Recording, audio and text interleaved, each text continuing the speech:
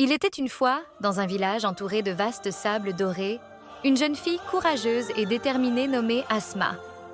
Asma vivait dans une maison pleine d'amour et de lumière, où son père, Abou Bakr, et sa sœur Aïcha étaient des sources d'inspiration pour elle.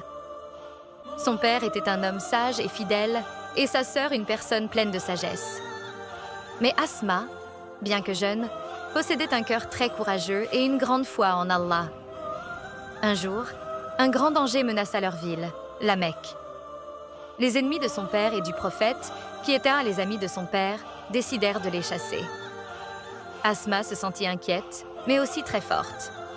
Elle savait qu'elle devait faire quelque chose d'important pour aider son père et le prophète. C'était une époque où les voyages étaient très difficiles et dangereux, et Asma allait devoir faire preuve d'un grand courage pour accomplir sa mission. Le prophète et son père, Abou Bakr, se cachèrent dans une grotte, loin de la ville, pour échapper à ceux qui les cherchaient.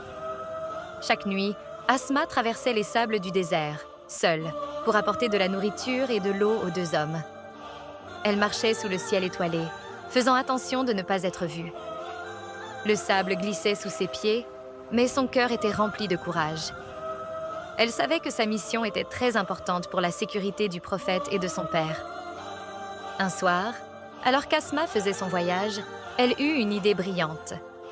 Pour transporter les provisions, elle déchira sa ceinture en deux et attacha une partie à chaque côté de son sac. C'est ainsi qu'elle devint connue sous le nom de Dat al-Nitaqain, celle aux deux ceintures, une héroïne dont le courage et l'ingéniosité étaient célèbres. Mais l'aventure d'Asma ne s'arrêta pas là. Un jour, les ennemis vinrent interroger sa famille pour découvrir où se cachèrent le prophète et Abou Bakr.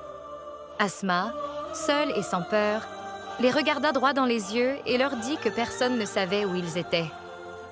Les ennemis étaient étonnés par sa bravoure. Mais Asma ne fléchit pas. Elle savait que c'était son devoir de protéger ceux qu'elle aimait.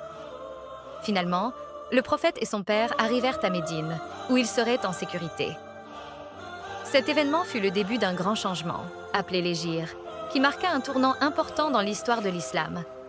Asma, bien que jeune, avait joué un rôle crucial, montrant au monde entier ce que signifie être courageuse et dévouée.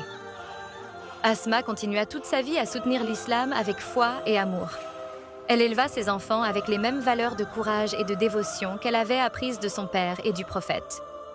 Son histoire inspire encore aujourd'hui de nombreuses personnes, car elle montre que même dans les moments les plus difficiles, le courage et la foi peuvent changer le monde.